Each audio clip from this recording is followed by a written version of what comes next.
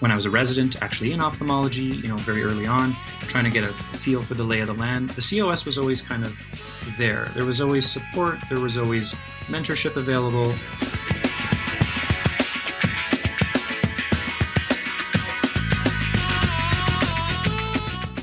Welcome to EyeCan, a podcast about ophthalmology through a uniquely Canadian lens with Hadi Saheb and myself, Heather O'Donnell.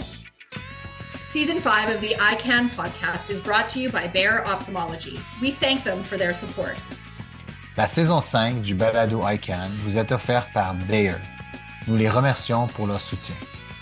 We will be sharing our experiences as ophthalmologists today and tackle some of the challenges we face as healthcare providers.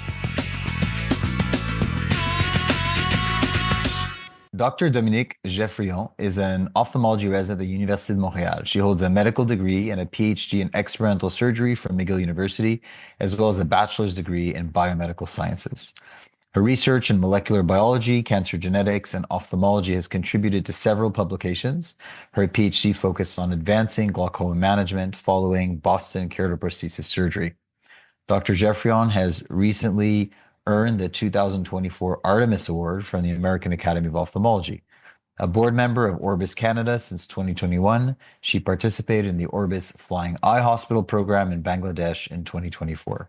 She also founded the Orbis Future Vision Leaders Program to unite students and residents in combating avoidable blindness. Dr. Kian Madjedi is a PGY5 resident in ophthalmology at the University of Calgary, an incoming fellow in the Cornea and External Diseases at Cincinnati Eye Institute. He holds master's degrees in epidemiology and the philosophy of science from the University of Cambridge and is finishing a third master's degree in medical education at the University of Edinburgh. He has an interest in teaching and curriculum development and is enjoying applying principles of medical education in his role as resident lead for STCs at the 2025 annual meeting.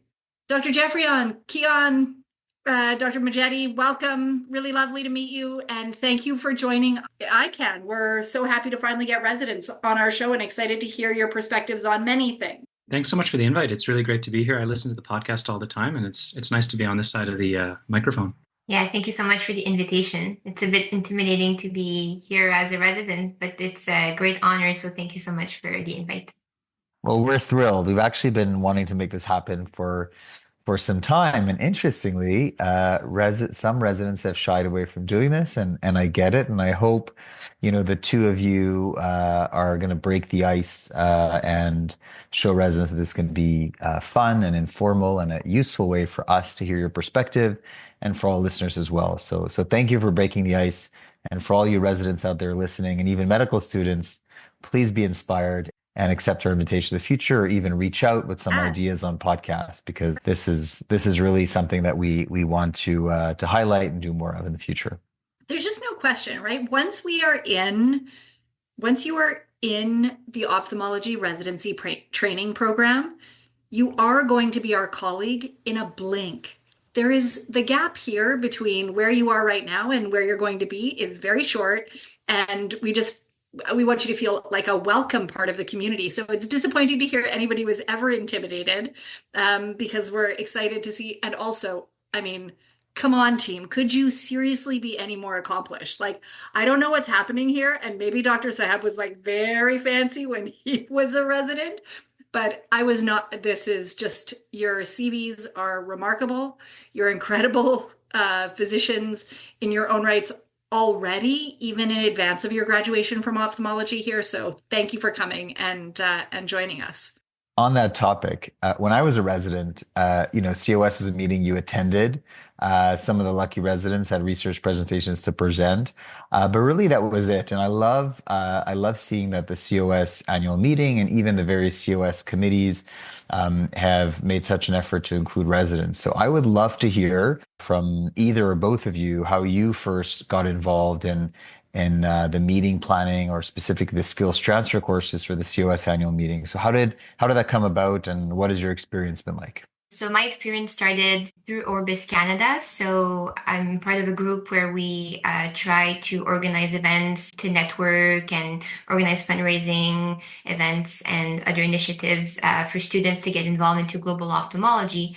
And one of the projects we wanted to tackle was to kind of organize a new wet lab for students and residents.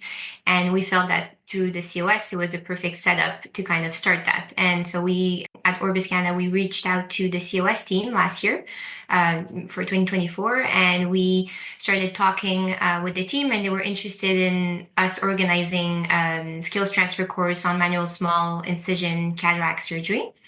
So M6, that stands for, is like a kind of a, it's a cataract surgery way that they use mostly in low resource settings in order to remove the cataract when they don't have access to phacoemulsification. And so we figured that people interested in global ophthalmology who would like to go abroad, many students and residents have that interest, we could teach them the skill in a wet lab setup. And so with Maria Montero, she's one of the Flying Eye Hospital directors at Orbis. She got involved with us and she designed this skills transfer course last year. And so now we're continuing our work this year for 2025 with the mentorship of Dr. Geoffrion and Dr. Jabor from the Université de Montréal. And we're very happy to bring it back again this year. I took that course last year, Dominique. It was a really great one. And so it's really nice to hear that it's going to run again. And I think there's also going to be a resident focused one as well. Yeah, I think that's really good. Thank you, Kian. That's good feedback to have. We have the resident one, and the COS has been very kind to offer it at a reduced price for residents. I think it's the only STC that is being offered at a lower price for residents specifically. Nice. Yeah, I kind of got involved in a more roundabout way. I've always been involved with the COS since I was a sort of a junior resident, and I kind of played a role in some of the STCs over the years as one of those med students, residents in the background, handing out supplies and kind of helping with getting people water, that kind of thing. And so Dr. Monique Monroe, who's one of the Calgary-based retina surgeons and one of the coordinators for the STCs this year, I've been working quite closely alongside her, and she kind of said, why don't you try and get involved a little bit more this year? And you've been involved for a little bit so far. Might be nice to actually try your hand at a little bit of leadership as sort of maybe one of the resident leads. And so she very kindly kind of brought me on to some of the big annual meeting Zoom calls with 100 people on it. And slowly but surely we kind of heard that there was a possible need to set up another skills transfer course, or that there was room for another one. And so we kind of put our heads together trying to figure out what that might be. And we reached out to a couple of different people, including some of the oculoplastic surgeons here in Western Canada, who were very, very happy to put on a skills transfer course this year. And so it's kind of been a slow, gradual process, but we've been putting it all together, and we're going to have an oculoplastics skills transfer course this year at the COS, which I've been kind of helping out with developing. It's been really cool. I think there's something in this. Do you think the process of starting to engage at this stage in your careers, like are you particular, obviously with your backgrounds, you clearly have an interest in education. Tell me about, I think we're going to talk about this throughout the podcast, but this is obviously going to be a running theme here. If we're going to drive our residents toward positions of leadership, how do we sort of start to get more people involved? What are the challenges that you've faced? Obviously you do this because it's rewarding work. Nobody's paying you to be here, and we all pretty well know most of you are broke. So you're not doing it for the big bucks. And it takes a lot of your time and energy. So, why do you do it? And what do you hope to kind of gain by getting involved at this stage of your career? I think it's always just a really nice thing to get involved in leadership early on. And it's particularly important, I think, to get involved with activities and groups and agencies that you find value in. And I think for me, when I was, a medical student debating my future, would I go into ophthalmology or something else? When I was a resident actually in ophthalmology, very early on, trying to get a feel for the lay of the land, the COS was always kind of there. There was always support. There was always mentorship available. The annual meeting was always a really great place to be. So it really just kind of was a natural progression where I kind of saw that there's a lot of value in supporting your professional organization and your society, and kind of trying to figure out where you can be of assistance. I mean, when I was a med student, I didn't really have much to offer, but I could run water to different people at the stations. And now sort of as a senior resident looking at, how do we actually put together a curriculum for a skills transfer course that will be helpful and useful and people will be interested in and take something, productive away from. So I think it just comes down to finding a place to put whatever extra energy you might have at the end of a busy residency day, recognizing that that's just an important thing, I think, to do throughout one's career. But when you get involved in leadership activities that don't really feel meaningful, that can be really draining and tough. With the COS, it's always felt meaningful. It feels like you're contributing to something that you've always enjoyed doing, something that you always enjoyed going to every year. And it, of course, always ends with a really nice, huge meeting with all your friends. So it's kind of a no-brainer, I think. I love that. And I love that, like, in what is generally a really difficult time in our training, I can speak for myself, but I'd be delighted to take your perspectives as well, right? Like, residency is hard. It's a grind. There's a ton to know. There's a massive examination, Kian, that you're just going through, Dominique, that you've got to face. This is an extremely challenging time of our lives, right? And your future often hangs in the balance, whether it's with the exam or admission to fellowships and it's a lot. So I think that when I hear that this might be kind of a space where it was a site of refuge, even, if that other residents listening to the podcast that hear that might be within their own programs, perhaps like struggling or feeling like, ugh, where can I find a spot or a place where I can put some of that little bit of energy where I'll feel like I do get something back and I feel supported. I'm interested to hear, like, tell me more about how COS has done that for you, or Dominique, tell me about how Orbis does that, and how that contributes, because again, you're giving of this limited time.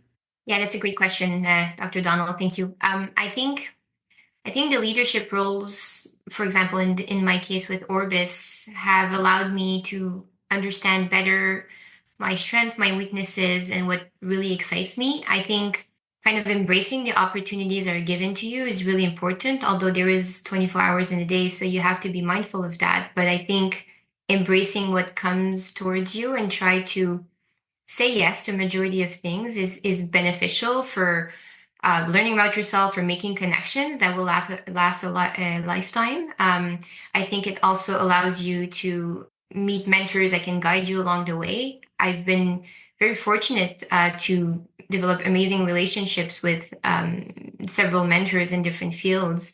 And I think with Orbis, we have that special space where we can bond with people that are very far, right? So you can create amazing relationships with people on the other side of the globe. And it all comes back to the passion for eye health, and just being a human, just talking to one another, really, truly. And I think that's what I get from like patient encounters in clinic, and that's what I get from having my friends in my life. But I like the human perspective and the human touch. And I think with Orbis, it's all about the people. And I think that's incredibly important. And they really value the next generation of doctors and eye health leaders. And they really support you. They give you plenty of opportunities. Whether it be research or education through the CyberSight online platform, you can really try and contribute as much as you can in the different spaces that they offer. And I think that's extremely valuable in this new world now. Yeah, one nice thing I always found about Orbis in particular, for example, is it always was very welcoming towards trainees, and that's something that not a lot of places do really well. I found that in the last couple of years at the COS, we've had sort of a medical student and a resident-led sort of extra day for trainees. Sort of at the beginning, there's a whole set of social experiences that go along with that are just for residents. They bring on some mentors to give you talks on how to manage your finances, what to look for in your first kind of job as a staff. And so I think finding organizations that support or recognize that trainees play a big part and give something back to the trainees always makes me happy. I've used all those resources as a trainee, and it just gives you more of a motivation, I guess, to want to contribute more, right? So then when you go through the process and you become staff on the other side, you kind of think, oh, I'd like to give back because I got so much out of this early on. So on the topic of there being so many balls to juggle during residency, I'm thinking of the residents that we train at McGill, and often have a interesting few cases during clinic, and the residents, a nice opportunity for the residents to go and do a little bit of deeper dive on those topics. And at the end of the day, You tell the resident, you saw like these three conditions today, spend some time reading about it tonight. We're going to ask you some questions tomorrow so we can, make sure that you've consolidated some great points about each of these cases, like or sometimes you're on call, or sometimes there's a trauma that you have to deal with overnight. And so they're very time sensitive needs in residency. And let's say you had a project with a deadline for Orbis or COS that like was just conflicting with that. And so has that happened yet, or you had something, important on the residency side and something important on one of the commitments? You put your name on the line and you said, I'm committed to this project outside of residency. And so has there been a significant conflict, and how have you managed that? It's a great question. I've had that kind of situation happen recently. I was supposed to get involved on a research project with Orbis. It's an amazing project. The manuscript is submitted now. It looks at how a phone app allows the surgeons to improve their cataract skills based on post-op day one outcomes. It's a beautiful idea by Orbis International. And so I was involved in that. I got the chance to be involved, and I had been on call a lot. And so I had to condemn some of my sleep hours at some point. It's all about being a bit less perfectionist, which is still something I'm working on. So yeah. I totally empathize with being less of a perfectionist and not getting enough sleep. I think those are two occupational hazards we all have in ophthalmology. One experience that came to my mind was it was not so long ago. I was on call and there was a globe rupture, and I also had an abstract that was due at I think midnight, and this was a late call. So I was filling out this abstract as quickly as I could in the sort of the pre-op area, wait while we're waiting for anesthesia to intubate the patient, and so that was coming right down to the wire. But it got me thinking, we're so busy all the time. There's so many competing demands and so much juggling that we do. But one thing that I think is really important in all of that is also just finding time for yourself, and that's something I'm really lucky to do out here in Calgary, where even if I've got a crazy bunch of things going on and a million papers and a million post-call things to deal with, I try and see, I'm not too far from the mountain. So I go out and I do a short hike and I come back. And, I think sometimes taking a bit of space as well, just for yourself, can really kind of rejuvenate your mind. And then you kind of come back to all these crazy demands and you come back a bit fresh and refreshed and ready to tackle another day. Look, if you can hang on to the ability to do that, it's remarkable. I think that is one of the things that this idea, the myth of like physicians and their self-care. While there are a few, perhaps unicorns out there that have managed to achieve this, I will say I'm the first to raise my hand to say, man, I suck at this. Like it's just, and so often I feel like when we add it to the list of things to do, it can become it sort of can become this like self-fulfilling defeat where you're like, well, and now I've also failed at my self-care. Like, so it's exhausting. And I remember in residency, that being such a challenge. It was hard days. The balance isn't easy. So I would first like mega props if you're managing to achieve it. And to those of you that are listening and you're like, if I had a dagger, I would throw it at Kian for even saying that he's managing to do this. I want you to know, I feel you, listeners. Like, I get it. That is hard. And when you see, like, you think other people are nailing it, first of all, I promise you, Kian's not always nailing it. Like, it's sometimes super hard to achieve.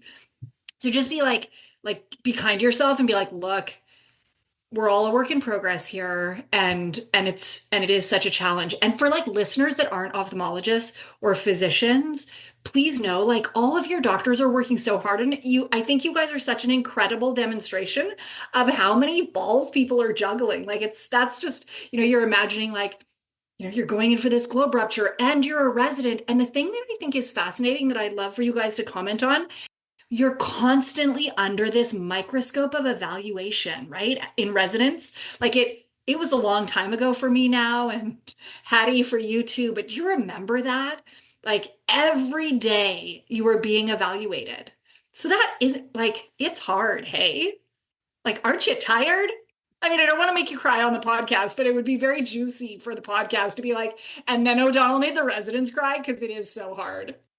I think you learn to live with extreme exhaustion at times, and you kind of you just have to find small ways of small wins in a day. Sometimes if that's just like, okay, I couldn't do everything I wanted to do today, but my wife and I are going to sit down and watch a 30-minute TV show before bed, and that's the self-care I get today, and I'm back to work the next morning. Sometimes you just have to take those little wins.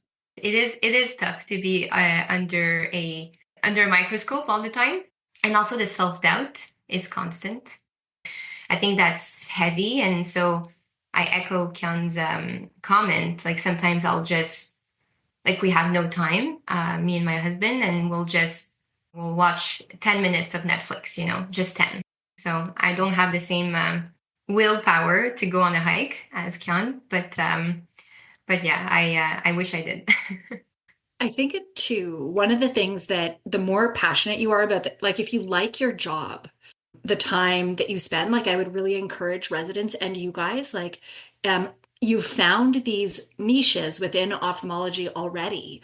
The skills transfer course at COS, which we will get to talking to more about them, but you find things that bring you joy within the work. And that also gives you a little bit of balance. Like your day itself is enjoyable. Obviously, it's, a lot of times it's vision loss and it's a lot of learning and stuff, but that gives you that sense of accomplishment on the regular, which, and frankly, it can sometimes even be intoxicating. Like you're just like, oh my gosh, this is such a great job and we're doing great things for patients.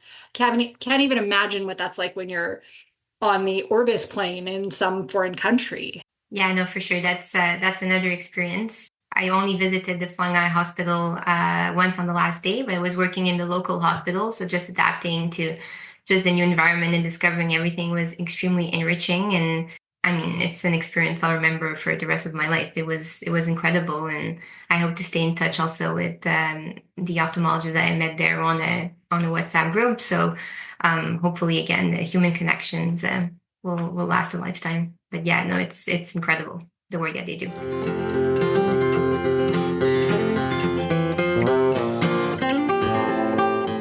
EyeCan wants to know what you think.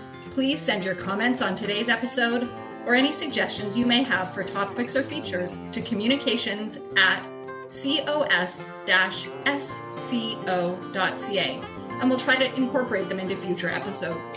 EyeCan veut savoir ce que vous en pensez. Veuillez envoyer vos commentaires sur le balado d'aujourd'hui ou vos recommandations de sujets à communication@cos-sco.ca et nous essaierons de les intégrer dans les prochains épisodes.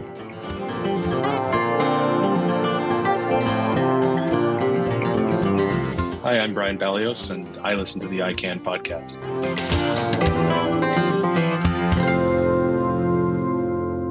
I wanted to shift gears to a little bit of a sales pitch for involvement with the COS as residents. And I wanted to ask each of you if you can give like a top 2 reasons to get involved with the COS as a resident. So if you're talking to fellow residents or future residents, and I'm hoping you can share what you feel are like 2 top reasons to get involved. I'm just trying to think of the top 2. There's so many reasons, I guess, and so picking 2 is a bit tough. But I think the biggest one is just because you've got all your friends there. It's all the people you've ever worked with. It's all the people that you were mentored by. It's all the people you met as a med student, as a resident, and so you get the chance to be part of building that, be part of be contributory in some small way to this really cool annual meeting that's always been kind of the big thing that you're waiting for, throughout your training.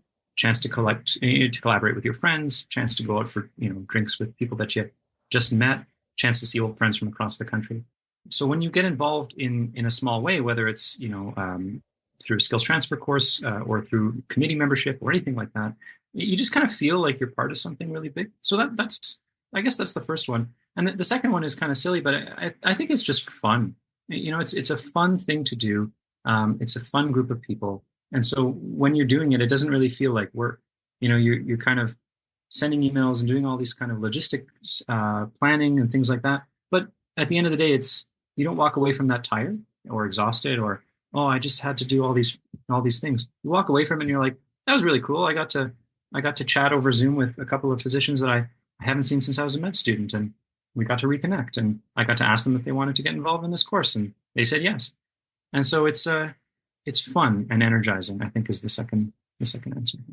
I think the first one would be to just learn new things, embracing those opportunities to get involved in an STC or any other committees, the CCOR, for example, even.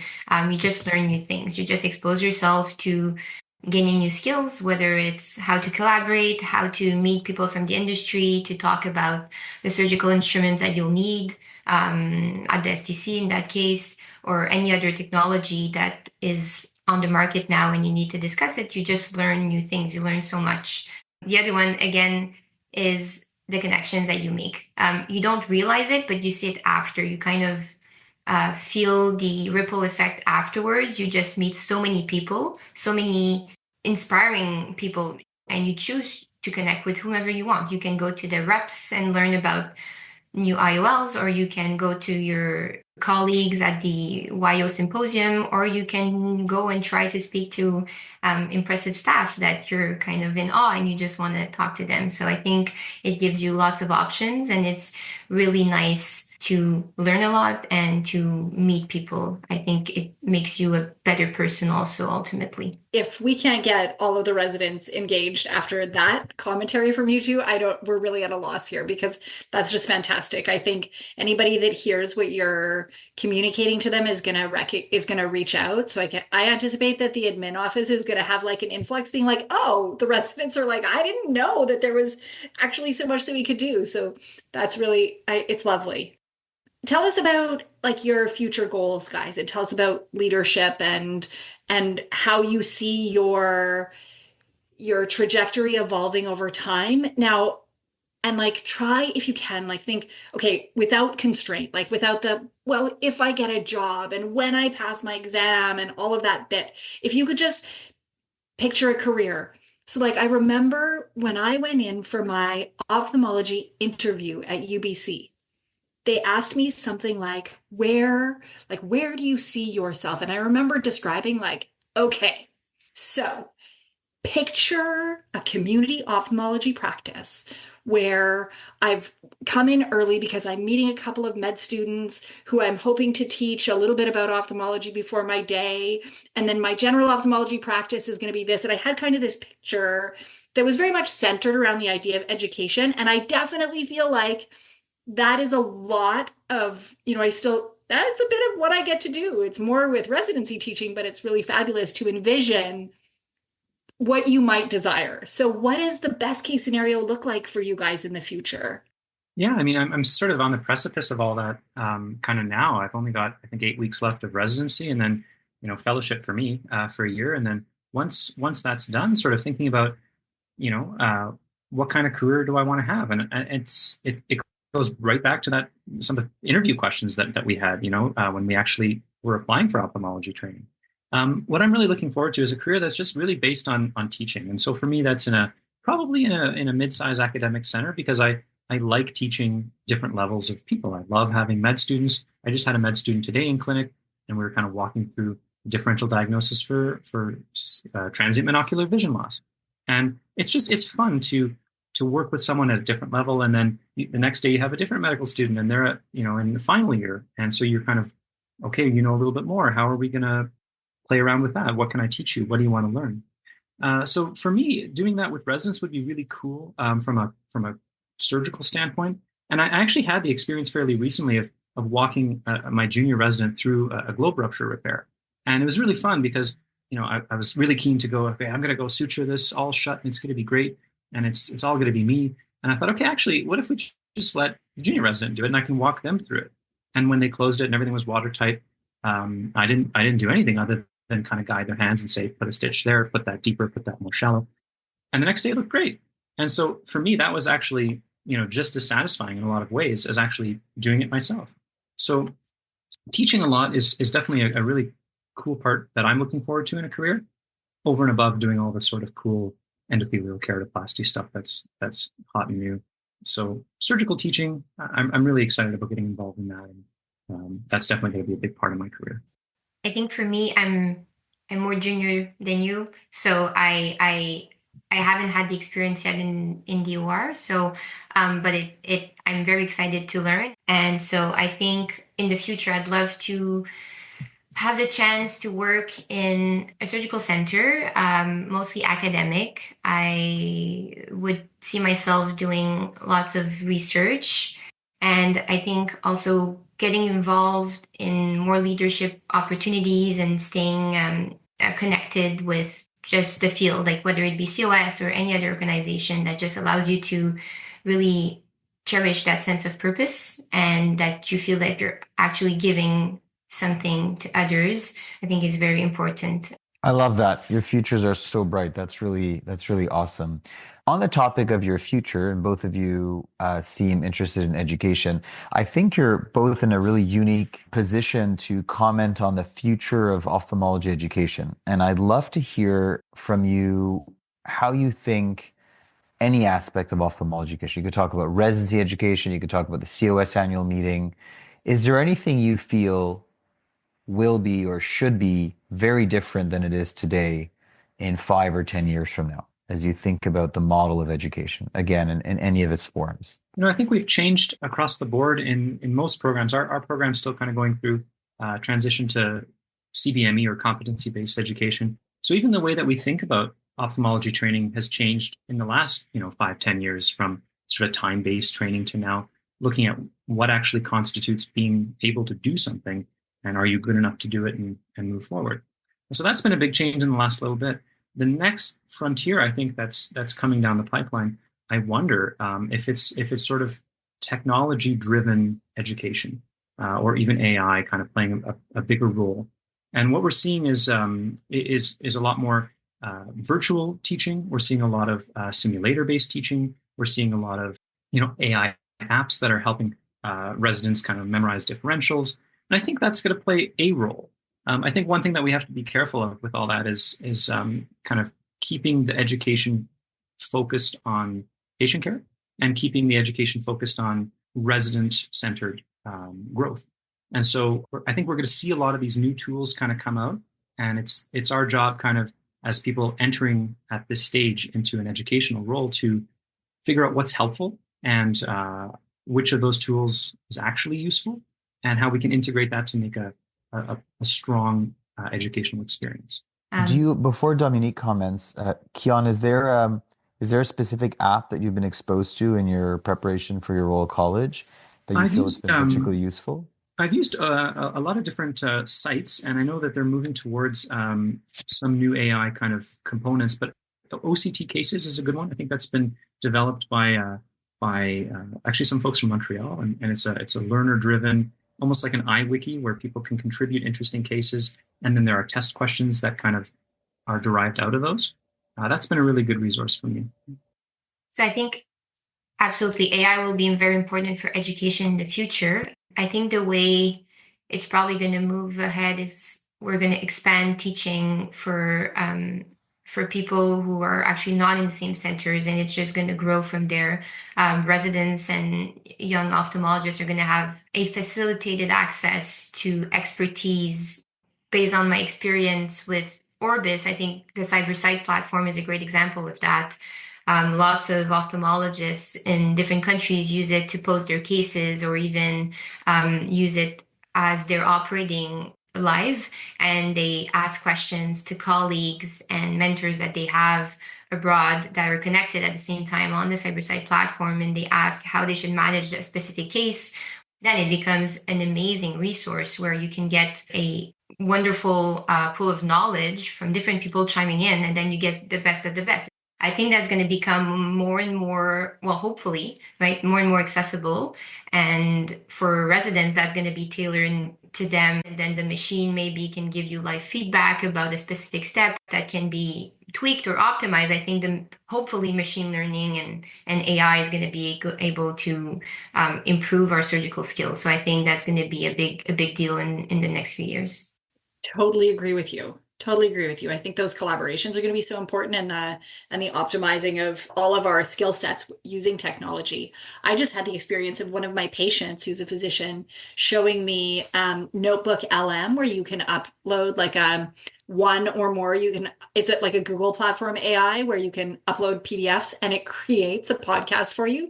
They don't make nearly as many verbal ums and faux pas as I do during a podcast.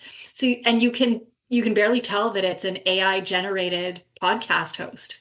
So you upload a bunch of PDFs and say, I need a summary of the data here in a 20-minute podcast. And then you get a podcast, it goes through and creates a podcast of the data. So like it's fascinating what these technologies can do. And it's exciting to be living and working in a time where we have such access. It's really incredible. So we would love to get some more information. I know resident life doesn't allow you a lot of space, you guys, for other things. But tell us, as you know from listening to the EyeCan podcast, we like to try and get to know a little bit more about our guests. So you don't have to tell us any big secrets. Like we're not looking for something that you've never told anybody else. Although, again, we if you want, like, sure. Okay. I don't know why. I was just distracted. I was like, and maybe I could tell you something that I've never told anybody else, but I think we'll leave that for the time being. Well, tell us about yourselves and let's get to know you a little bit better. What do you do for fun? What do you do when you're not engaged in ophthalmology and leadership and education? I go on long walks with my dog and my husband. I love spending time home as well. Outside of that, actually, I'm not a very big hiker, so kudos to Kian who goes in the mountain. The only workout that I really do is Pilates. It's the only one that I actually enjoy. I think that keeps me grounded a lot. And of course, love to travel. If we can manage it, we try to have a very nice trip once a year, hopefully discovering something new, a new culture, a new country. And yeah, I used to swim a lot and do some paintings, but I don't do that anymore. So I keep telling myself I should go back to it when things slow down. Maybe I shouldn't wait for them to slow down, but Indeed, you should not wait till things slow down to do something like painting. But tell us, what kind of dog do you have? Tell us about this creature. Oh, I love him so much. It's a Cavalier King Charles Spaniel, so it has the long ears. Yes. I don't know the name in English. It's La Belle et le Clochard, the cartoon. It's the one with the dog and they eat spaghetti and when they kiss. Ah, Lady and the Tramp. Yes, thank you. Lady yes. So it's kind of the dog. It's not really, but a bit. It's kind of similar to the dog in the Tramp. And he doesn't bark. He's just the most cuddly dog ever. So he's a great work friend, which is unfortunate because he allows us to work a lot. He just lays on our lap a lot. But animals are such therapy, hey? Yeah, absolutely. We got him during COVID, so he's been a COVID dog, but he's very, very good. And I think it grounds us in a way. We see him and it makes us happy and we come home and I want to know what ridiculous things you do for your dog. Like tell us something like a treat that your dog gets that in hindsight, like maybe it's a little bit unreasonable. He gets lots of bananas and peanut butter. Okay. He goes nuts. Like we open the pot of peanut butter and he hears the noise and he recognizes it instantly. We do have a grass patch that we order for him, which is us being nuts. There we go. It's always like, I feel like, pet owners are like, we do wild things for our pets, right? Yeah. So your puppy has like special grass that you bring in. Right. I love this. Okay, that's great. I like it a lot. Yeah. See, I bet that's something that not a lot of people know about you. Now they do. Somebody brings in special grass for a dog. This is like a very loved animal. He's a lucky guy. Kian, how about you? Tell us about your life outside of medicine. Yeah. I mean, whenever I have the time, I try and, as I said, go for hikes. I love swimming too. I didn't know that about you, Dominique. That's cool. So yeah, I try and I live across the street from a pool, and I try and go every night if I can, or every couple of nights if times are getting busy. And then I guess playing music whenever I can. I play piano, I play guitar, and so just kind of decompressing that way is always really fun. Playing different songs and trying my hand at a new piece that I haven't played before. I have 2 cats, so there's my pets, and they absolutely hate each other. But I love to just put them in the same room and hang out with them, and it's really nice to study when they're sitting beside you as well. The ophthalmic community has many accomplished pianists, which I'm sure you're aware of. I think so. Yeah. I think. Yeah, and when you're out in Vancouver, I'm gonna name drop here a little bit. Dr. Ashley Coe and also Dr. Kayvon Vasey are both extremely accomplished pianists. And when you're here for COS, maybe we should get all of you together around a grand piano at some point. I love that idea. Yeah, that sounds like a lot of fun. Okay, well, you guys, thank you. This has been such a lovely discussion. We're so grateful that you were willing to come on to the podcast and chat with us. You're Thank you so both much. inspiring. Keep it up. And thanks again for joining and breaking the ice for residents, and looking forward to having more conversations like this. Thank you, Dominique. Thank you, Kian. Thank you so much. Thanks, everyone.